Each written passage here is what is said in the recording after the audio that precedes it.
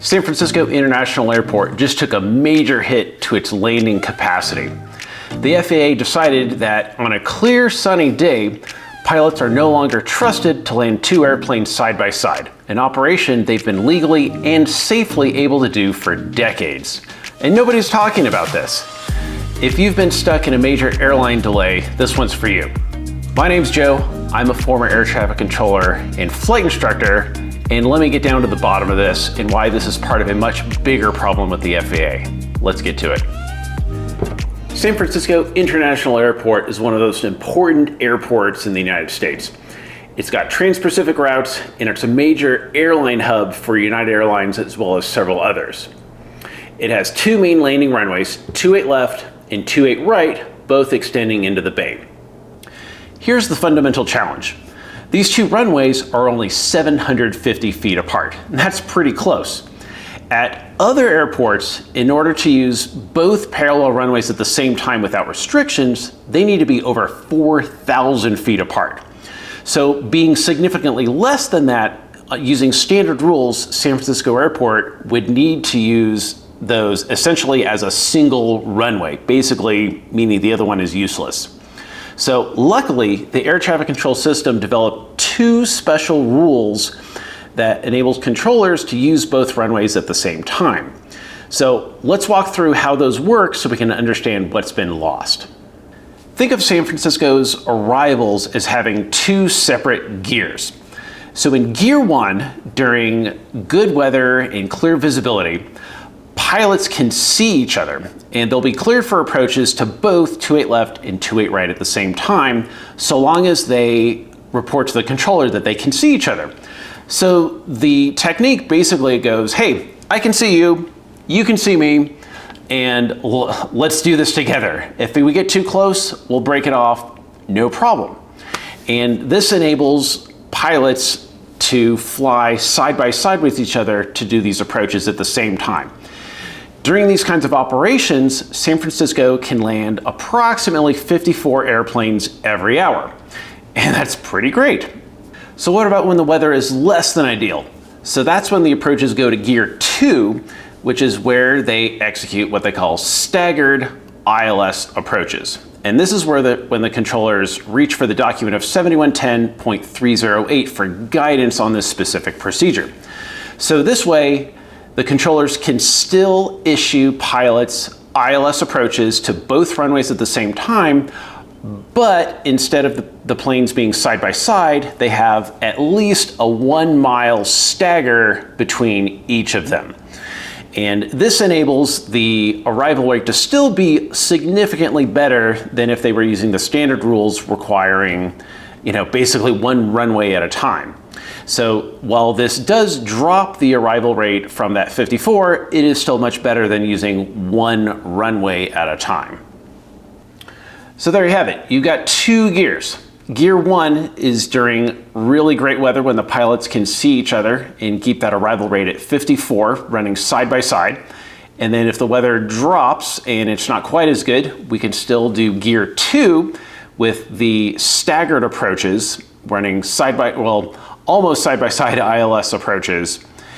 And these two systems have worked very safely for decades. That's past tense until lately. So last week when I read the headline that San Francisco has eliminated visual approaches, I thought it was a joke because it was April Fool's Day, and I thought to myself, oh, good one, FAA, what a great joke, haha. But days later, I realized it was not a joke, because regardless of whether it's a perfectly clear day or if the weather is, not so great, NorCal TRACON is prohibited from allowing pilots to fly the visual side-by-side approaches, ever. Now, how do you think the FAA announced this? Do you think they ran a press conference? Well, nope, they put it out on their statement on their website, released March 31st, and it's buried in a notice about a runway repaving project, a construction update.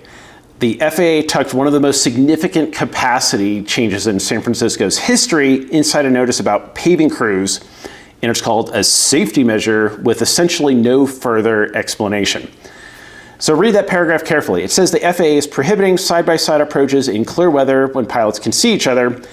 It acknowledges the FAA never allowed this in bad weather, and then this line. The FAA is exploring ways to safely increase the airport arrival rate.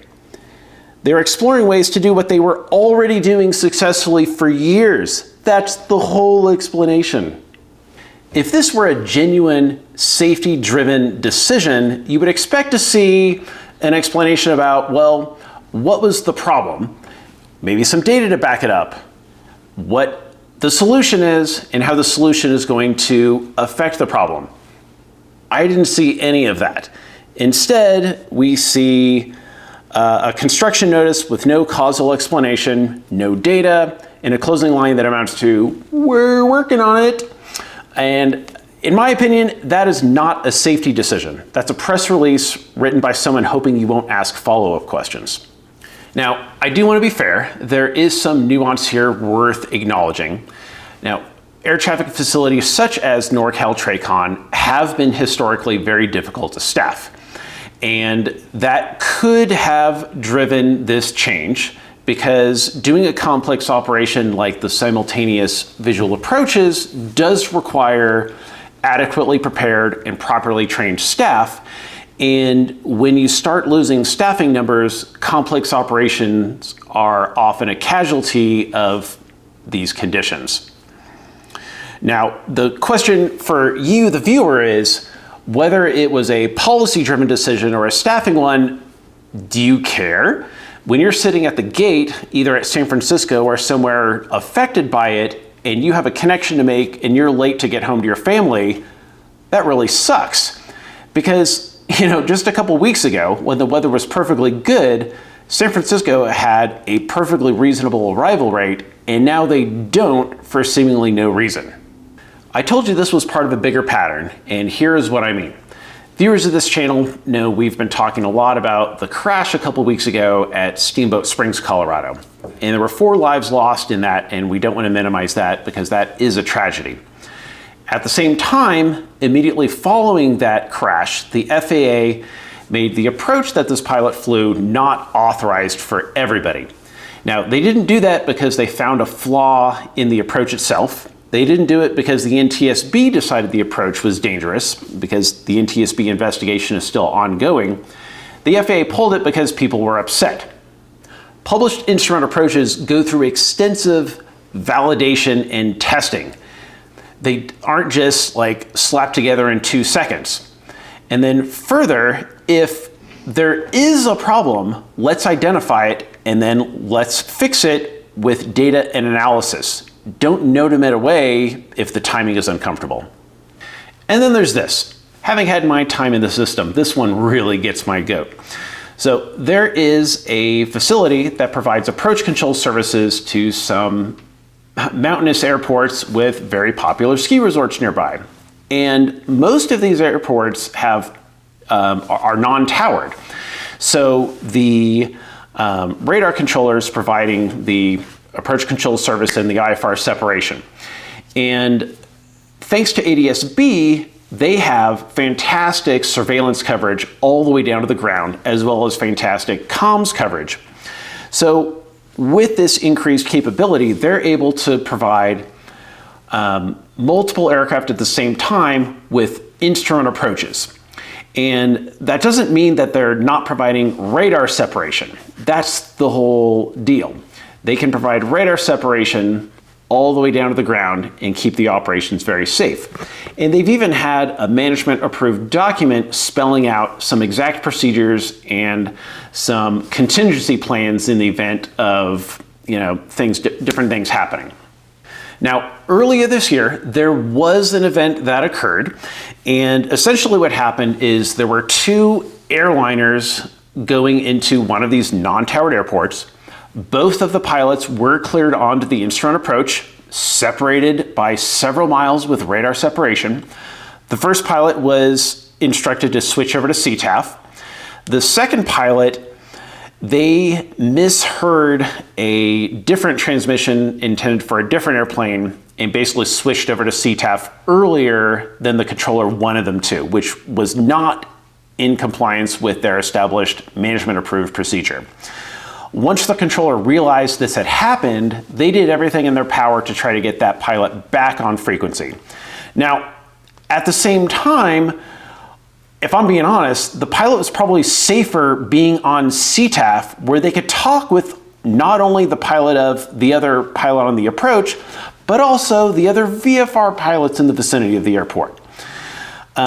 So this whole incident, in my opinion, was a big nothing burger. However, as a result of this incident, upper management at the FAA decided to completely revoke all of the formally approved procedures for multiple aircraft on a single approach at this facility. And I think that is an absolute shame. So here's the question I keep coming back to.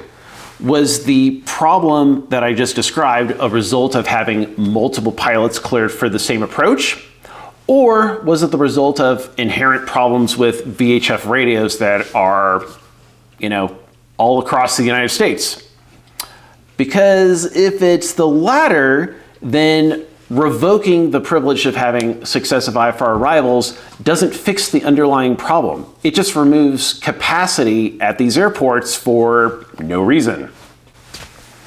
Okay, so Joe, what's the big deal? So these rich guys flying in their jets can't get to their ski vacation fast enough. Like, okay, fair criticism, I hear you. But the part that you're probably not thinking of is the locals that live in these towns rely on the income of this very short ski season, which is just a couple weeks long. And if Mr. Moneybags flying in his jet can't get into a particular place, they're gonna be like, no problem, I'm gonna go to a different one that doesn't have this restriction. And that matters a lot to these local economies. Here's what connects the dots of these three stories. We live in a time of unprecedented visibility into aviation incidents. A near miss 20 years ago would have gone on as a nothing burger, but now with cell phone videos and YouTube, it can turn into a viral video with millions of views. That's not inherently bad, but it has created something troubling. Public outrage is now directly influencing aviation policy. And institutions are increasingly making decisions based on how things look rather than what the data says. Because here's what I keep coming back to. We're making policy changes that are not changing safety. All they're doing is reducing capacity of the national airspace system. If you're not a professional pilot, I hope this gave you a window into a conversation that usually stays inside aviation, because it affects you guys too. Flight delays, ski towns losing their most valuable visitors during the few weeks that define their entire year. A system that's quietly becoming less capable when everyone looks the other way. If this raised questions you hadn't considered before, share it. This conversation deserves to be bigger than the aviation community. Be sure to check out flight-levels.com, and remember, don't just fly, climb to the flight levels.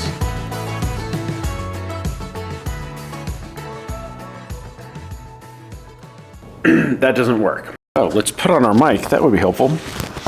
Oh, hang on. Let's pause here. Safely. I don't know why they thought they wanted to do it. This is terrible.